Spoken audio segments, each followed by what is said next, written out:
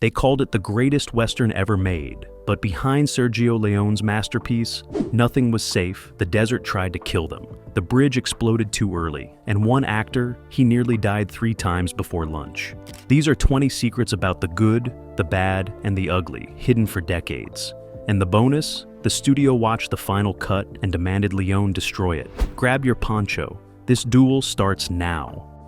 Number 1. The bridge wasn't supposed to blow yet. In one of cinema's most iconic sequences, a massive stone bridge erupts in a carefully choreographed explosion.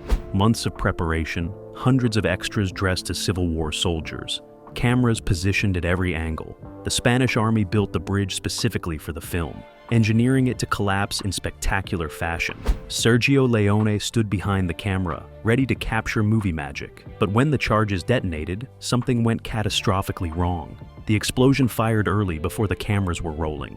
Smoke filled the valley, debris rained down, and Leone just stood there, frozen, watching months of work vanish in seconds. The crew panicked. The Spanish military officers who'd helped coordinate the scene were furious. There was no budget to rebuild, no time to reset. The bridge was gone, destroyed in a blast that nobody filmed, or so they thought. One camera operator, working on instinct, had started rolling 30 seconds early, just testing the frame, checking the light. And he caught everything. The whole explosion, perfectly framed, completely unplanned. Leone watched the footage in silence, then smiled. Sometimes the best shots in cinema history happen by accident, and this one nearly didn't happen at all. The Gray. Number 2. Eli Wallach almost died. Not once, not twice. 3 separate times during production, and each incident could have ended his life. The first came during a hanging scene.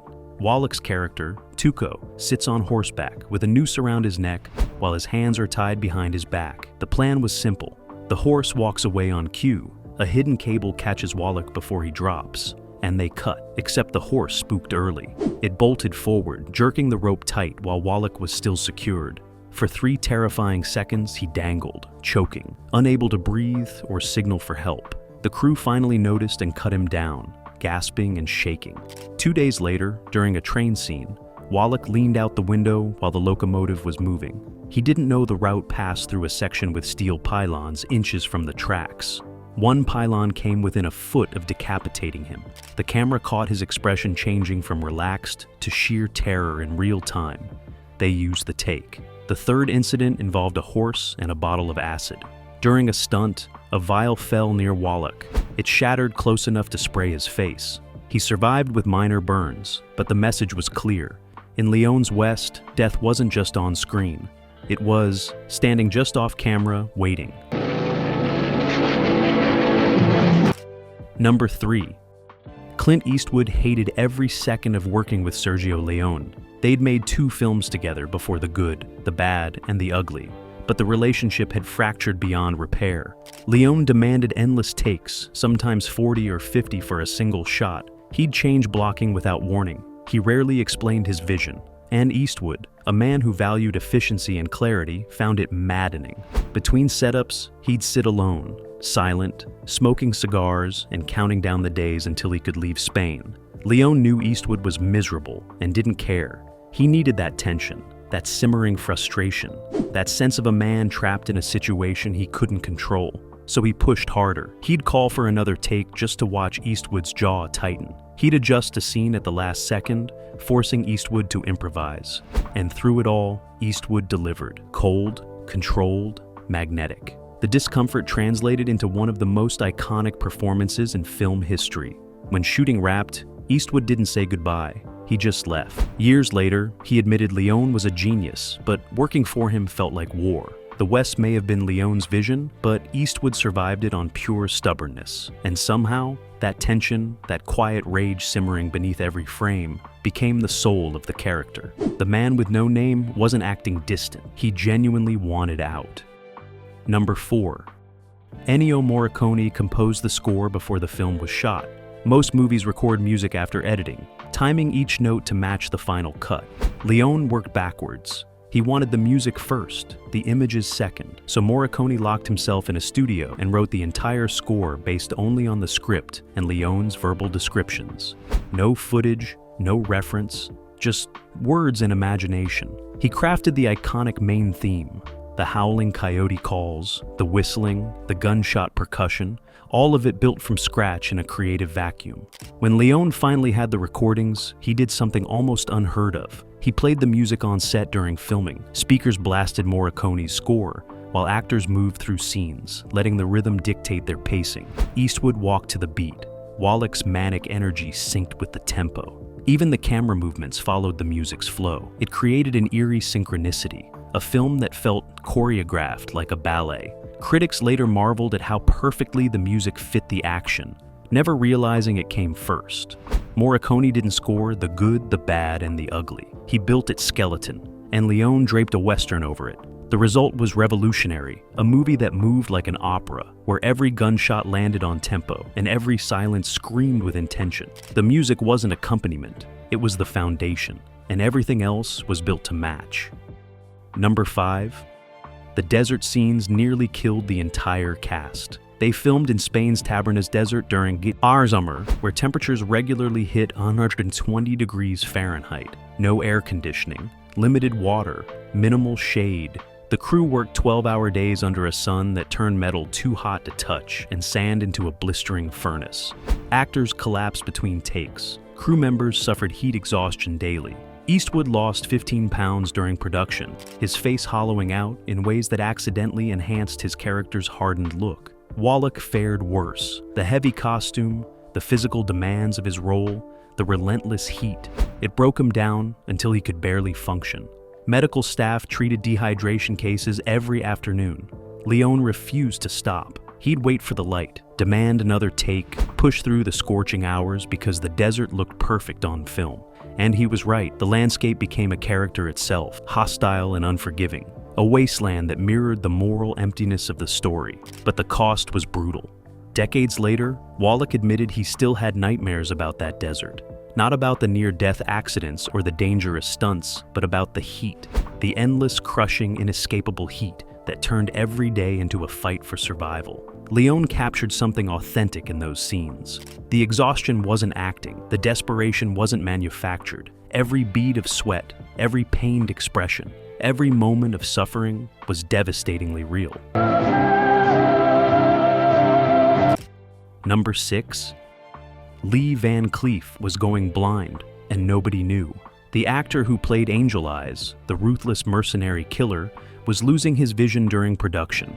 Years of poor eye health, combined with the desert's brutal glare, had begun deteriorating his sight. But Van Cleef never told Leone he couldn't risk losing the role. So he memorized blocking, learned to navigate sets through repetition and spatial awareness, and relied on his other senses to compensate. During close-ups, he'd focus on sound, turning his head toward voices rather than looking directly at his scene partners. In wide shots, he'd move with deliberate slowness, masking his uncertainty as menace. The crew thought it was character work. Leone praised his intensity, but Van Cleef was just trying to survive each scene without walking into furniture or missing his marks. The squint that became his trademark, that cold, calculating gaze, was partly him straining to see clearly through deteriorating vision. In some shots, he wasn't staring down opponents with icy confidence. He was literally trying to bring them into focus. Production assistants noticed he'd ask for directions between setups, always framed as clarifying blocking rather than admitting he couldn't see. Only his wife knew the truth, and she watched every day, terrified someone would discover his secret and end his comeback. Van Cleef had spent years in Hollywood obscurity before Leone cast him. This was his second chance, and he refused to let failing eyesight destroy it. So he pushed through, creating one of cinema's most intimidating villains while quietly battling a disability that should have made filming impossible. Number 7. The Civil War battle scenes used real soldiers who had no idea what they were doing. Leone needed hundreds of extras for the massive Confederate and Union Army sequences, but filming in Spain in 1966 meant he couldn't exactly hire American Civil War reenactors. So he turned to the Spanish military, soldiers on leave, cadets, anyone willing to wear a uniform and follow basic directions. The problem? They didn't speak English, Leone didn't speak Spanish, and the entire production operated through a chaotic chain of translators who barely understood the film industry. Instructions got garbled, Formations broke down. Soldiers would charge in the wrong direction, stop mid-scene to ask questions, or stand in modern military stances that looked completely wrong for 1860s warfare. Leone would scream in Italian. The assistant director would shout in Spanish. The soldiers would shrug and try again, usually making the same mistakes. But chaos became authenticity. The confused, disorganized charges actually looked like real battle conditions. Men running in random directions, formations collapsing, the fog of war captured accidentally through miscommunication. Leone watched the dailies and realized the amateur quality worked perfectly. These weren't polished extras hitting their marks. They were confused men in costume, stumbling through violence they didn't understand, just like real war. So, he stopped trying to fix it. He let the Spanish soldiers improvise, embraced the disorder, and captured something raw and true. The battle scenes feel visceral and unpredictable because they were. Nobody knew what they were doing. And that confusion translated into some of the most realistic combat footage of any Western. Number 8. Eastwood's iconic poncho was never washed during the entire trilogy. The same filthy, sweat-stained garment appeared in A Fistful of Dollars for a few dollars more, and The Good, the Bad, and the Ugly. By the third film, it had spent years absorbing dessert dust, cigarette smoke, horse sweat, and the accumulated grime of 3 brutal productions. The costume department offered to clean it multiple times. Eastwood refused. He believed the authenticity came from the decay, that washing it would strip away the character's history. So, it hung in his trailer between shoots, stinking, stiff with dried sweat, and absolutely disgusting. Cast members complained about the smell during close-up scenes. Crew members avoided standing near him during breaks. But Eastwood didn't care. The poncho had become a second skin, a visual representation of the character's journey through violence and dust. By the final scenes of The Good, the Bad, and the Ugly, that poncho looked exactly like what it was, a piece of fabric that had survived hell without compromising. The costume department kept detailed notes on the poncho's condition, documenting every tear, stain, and modification. They knew it would become iconic, even if nobody wanted to get within 10 feet of it. After filming wrapped, Eastwood tried to keep it as a souvenir. The studio said no, locking it away as a valuable piece of film history. Decades later, it sold at auction for over $250,000. The buyer had it professionally preserved, but never cleaned. Because even in a museum case, authenticity matters more than comfort. Number 9. The famous graveyard scene took 6 weeks to build and 1 day to destroy.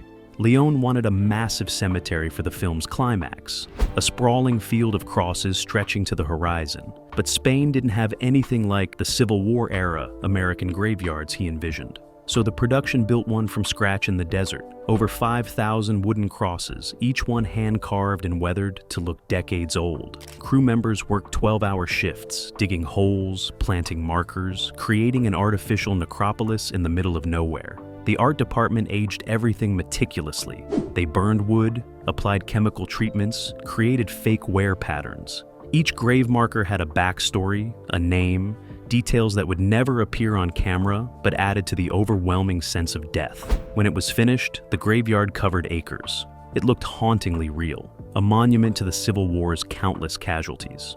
Leone spent 3 days filming there, capturing Eastwood, Wallach, and Van Cleef moving through the crosses in the trilogy's most iconic sequence. And then, like everything else in the production, it was abandoned. No dismantling, no cleanup. The crosses stayed planted in the Spanish desert, slowly rotting under the sun. For years, locals would stumble across this strange American cemetery in the middle of nowhere, wondering what tragedy had occurred. Some placed flowers, others took crosses as souvenirs. Eventually, weather and time destroyed what remained. But for a brief moment, Leone created a perfect illusion, a graveyard that felt eternal, built to last only as long as the cameras were rolling. Number 10. The studio watched the final cut and demanded Leone destroy it. United Artists executives sat through the first screening in stunned silence. The film ran nearly 3 hours. The pacing was glacial. There was barely any dialogue. Entire scenes consisted of men staring at each other while music swelled. The climactic duel stretched for minutes without a single word. They hated it. Immediately, the studio demanded cuts. Trim an hour. speed up the action, add more dialogue, make it commercial. Leone refused. He said if they wanted a different movie, they should have hired a different director. The standoff lasted weeks. Studio executives threatened to re-edit behind his back. Leone threatened to remove his name from the film. Lawyers got involved. Finally, a compromise. Leone could keep his version for the Italian release, but United Artists would cut the American version down to something more marketable. They slashed it to 2 hours and 25 minutes, removing entire character arcs and subplot threads. The butchered version played in American theaters, confusing audiences and underperforming at the box office. But the European cut, Leone's full vision, became a phenomenon. Critics called it a masterpiece. Audiences packed theaters, and slowly, the reputation spread back to America. Decades later, the full version was restored and released properly, finally showing American audiences what Leone had fought to preserve. The studio wanted him to destroy his vision. Instead, he waited, and time proved him right. Number 11.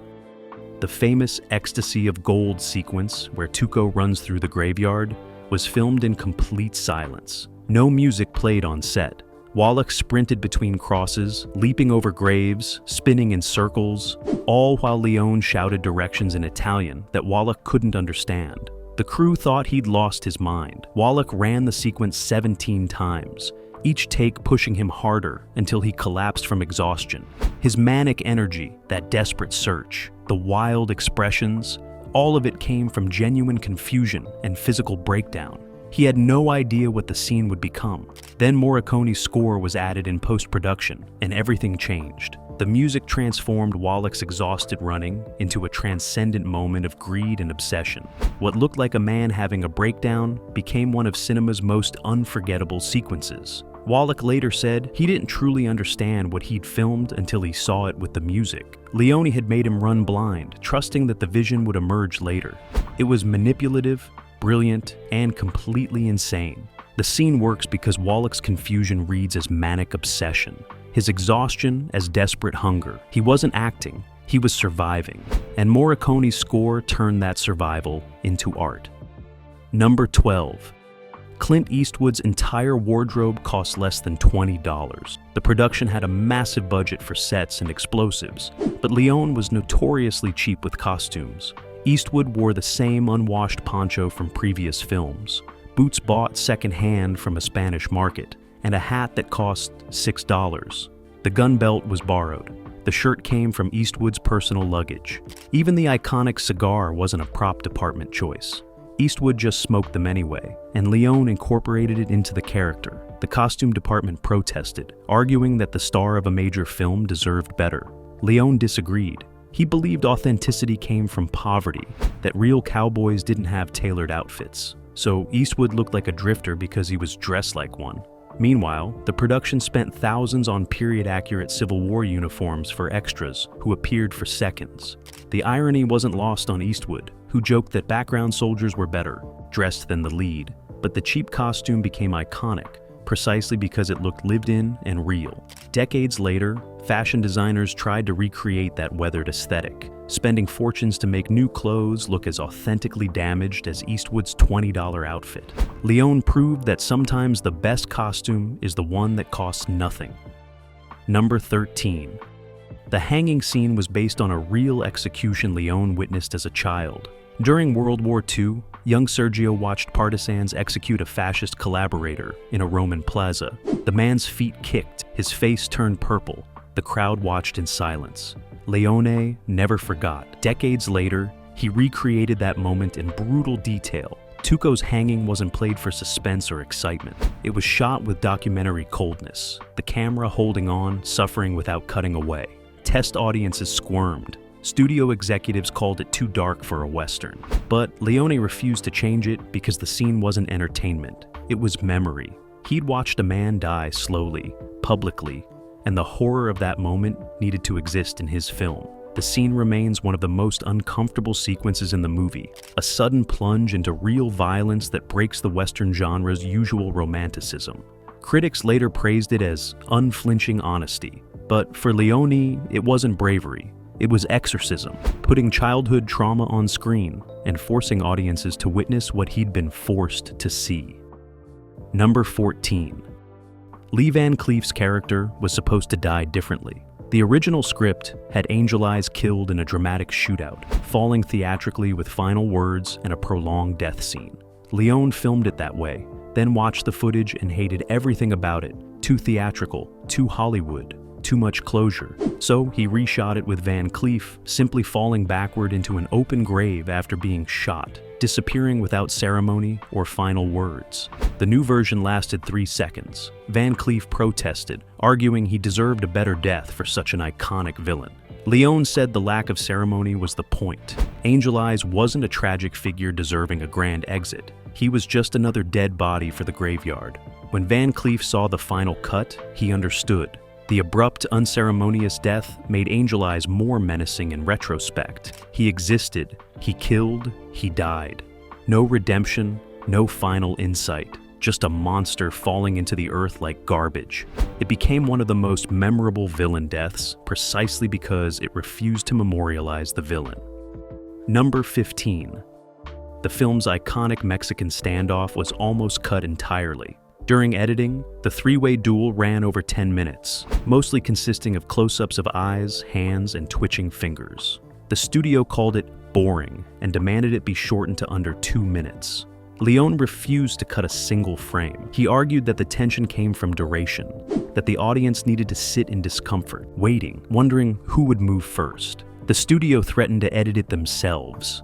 Leone responded by removing the scene entirely and showing them a version without it.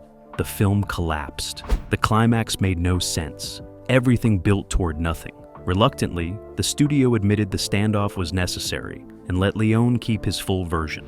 But they still called it too long, too slow, too risky. Decades later, that scene is studied in film schools as a masterclass in building tension through patience.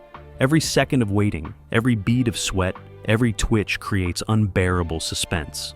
Leone was right. The standoff wasn't too long, everything else was too short. Modern action films still try to recreate that tension and fail because they lack Leone's confidence to let silence and stillness do the work. Number 16. Ennio Morricone and Sergio Leone stopped speaking during post-production. They'd been childhood friends, collaborators, creative partners, but the pressure of creating a masterpiece destroyed their relationship. Morricone felt Leone didn't appreciate the score's complexity. Leone thought Morricone didn't understand the film's visual rhythm. Arguments turned into screaming matches. Phone calls went unanswered. By the time they finished The Good, the Bad, and the Ugly, they weren't speaking at all. The film premiered with both their names in the credits, but they sat on opposite sides of the theater. Critics raved about the perfect marriage of music and image, never knowing the marriage had ended in divorce. They didn't collaborate again for over a decade. When they finally reconciled years later, both admitted the fight was driven by exhaustion and stress, not genuine hatred. But during production, the partnership that created one of cinema's most iconic scores was falling apart. The music sounds perfect because it had to be. There was no room for compromise when the composers weren't even talking. Number 17. The production accidentally started a minor international incident. During the bridge explosion sequence, Spanish authorities weren't properly notified about the scale of the detonation. When the charges fired, the blast was so massive it rattled windows in a nearby town 15 miles away. Residents thought they were under attack. Police were dispatched. Military officials demanded explanations. Leone and his crew were detained for 6 hours while Spanish authorities investigated whether they had violated weapons regulations. The production had permits, but nobody had anticipated an explosion visible from neighboring provinces. Diplomatic channels got involved. The Italian embassy had to smooth things over. Eventually, charges were dropped, but the Spanish government assigned a military observer to monitor all future explosive sequences. The bridge scene that nearly destroyed the production now threatened to end it through international bureaucracy. Leone joked that he'd accidentally declared war on Spain. Spanish. Officials didn't find it funny. The incident delayed filming by 3 days and cost thousands in fines and diplomatic appeasement. But the explosion looked spectacular on film, and sometimes great cinema requires a little international incident. Number 18. Clint Eastwood choreographed his own stunts and nearly killed himself twice. Leone wanted Eastwood to use a stunt double for dangerous sequences, but Eastwood refused, believing audiences could tell the difference. During a scene where he rides through gunfire, his horse spooked and bolted directly toward a cliff edge. Eastwood managed to stop it with seconds to spare. Leone wanted to reshoot with a double. Eastwood insisted on doing it again himself. The second incident involved a fall from a moving wagon. Eastwood misjudged the landing and slammed into hard ground, cracking 2 ribs. He finished the scene, walked to his trailer, and collapsed. A doctor wrapped his ribs and told him to rest for 2 weeks. Eastwood was back on set the next day, moving carefully but refusing to stop. His stubbornness frustrated Leone, but created incredibly authentic action sequences. You can see real danger in those scenes because the danger was real. Modern insurance would never allow it, but in 1966, if a star wanted to risk his life for authenticity, nobody stopped him. Number 19. The final shot of the film was added months after production wrapped. Leone had edited everything, scored it, prepared it for release. Then he realized something was missing. The ending felt abrupt, so he called Eastwood back to Spain for a single additional shot, the long pullback revealing Tuco stranded in the desert. Eastwood had already moved on to other projects and wasn't happy about returning. But Leone insisted, paying him extra and promising it would take 1 day. It took 3. The crane shot required perfect timing, coordination, and light. They did 17 takes before Leone was satisfied. Eastwood left furious, convinced Leone had wasted his time. Then he saw the finished film. That final pullback transformed everything, giving the ending a cruel, poetic irony. Tuco, who'd survived everything, was left with gold but stranded miles from civilization. The shot lasted 15 seconds, but became one of the most famous endings in Western history. Leone knew exactly what he needed, and Eastwood, despite his frustration, delivered it perfectly. Number 20. The Good, the Bad, and the Ugly lost money during its initial American release. Despite the Italian success, the butchered US version confused audiences. Critics were mixed. Box office returns barely covered marketing costs. United Artists considered it a failure and buried it in their catalog. The film that would eventually be called the greatest Western ever made was treated as a disappointing foreign curiosity. Leone watched his masterpiece fail in America and seriously considered quitting filmmaking. For years, it existed in 2 versions, the beloved European cut and the dismissed American edit. Only when revival theaters started showing the full version in the 1970s did American audiences discover what they'd missed. Word spread, reputation grew, and slowly, grudgingly, The Good, the Bad, and the Ugly became recognized as a masterpiece. But that recognition took a decade. Leone didn't live to see it become the undisputed classic it is today. He died knowing he'd made something special, but never seeing it fully appreciated. Bonus fact: Eli Wallach kept one souvenir from the production that he cherished until his death, a single bullet casing from the final duel, not a prop. A real spent shell from the blank rounds fired during the graveyard standoff. He carried it in his pocket for 50 years, pulling it out at interviews and dinner parties, telling stories about nearly dying 3 times to make a movie most Americans initially ignored. He'd roll it between his fingers and smile, remembering the heat, the chaos, the insanity of creating something legendary without knowing it would become legendary. When he died in 2014, his family found that bullet casing in his desk drawer with a note, "Survived Tuco, survived Leone, survived the desert." 3 simple sentences that captured everything about making The Good, the Bad, and the Ugly. It wasn't just a film, it was a battle, and everyone who survived carried their own proof. The Good, the Bad, and the Ugly almost killed its cast, bankrupted its studio, and failed at the American box office. But it survived everything thrown at it and became immortal. If this deep dive into buried secrets made you see the film differently, hit that like button, subscribe, and drop a comment telling us which secret shocked you most. Thanks for watching, and remember, in the West, nothing is easy, not even making a masterpiece.